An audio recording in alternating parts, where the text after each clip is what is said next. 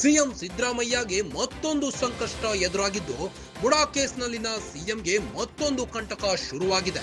ಲೋಕಾಯುಕ್ತ ಆಯ್ತು, ಈಗ ಇಡಿಗೂ ಕಂಪ್ಲೇಂಟ್ ಹೋಗಿದೆ. ಮುಖ್ಯಮಂತ್ರಿ ಸಿದ್ದರಾಮಯ್ಯ ವಿರುದ್ಧ ಇಡಿಗೆ ದೂರು ದಾಖಲಿಸಲಾಗಿದ್ದು, ಮುಡಾ ಅಕ್ರಮ ಸಂಬಂಧ ತನಿಖೆಗೆ ಇಡಿಗೆ ದೂರು ದಾಖಲಾಗಿದೆ.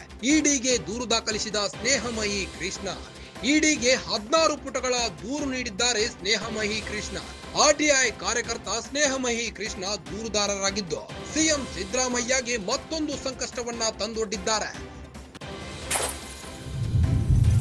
ಬುಡಾ ಕೇಸ್ನಲ್ಲಿನ ಸಿಎಂಗೆ ಮತ್ತೊಂದು ಕಂಟಕವನ್ನ ತಂದೊಡ್ಡಿದ್ದಾರೆ ಸ್ನೇಹಮಯಿ ಕೃಷ್ಣ.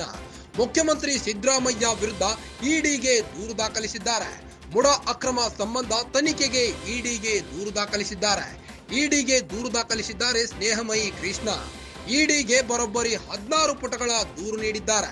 ಸ್ನೇಹಮಯಿ ಕೃಷ್ಣ ಆರ್ಟಿಐ ಕಾರ್ಯಕರ್ತರಾಗಿದ್ದು, ಸಿಎಂ ಸಿದ್ದರಾಮಯ್ಯ ವಿರುದ್ಧ ಇಡಿಗೆ ದೂರು ದಾಖಲಿಸಿದ್ದಾರೆ.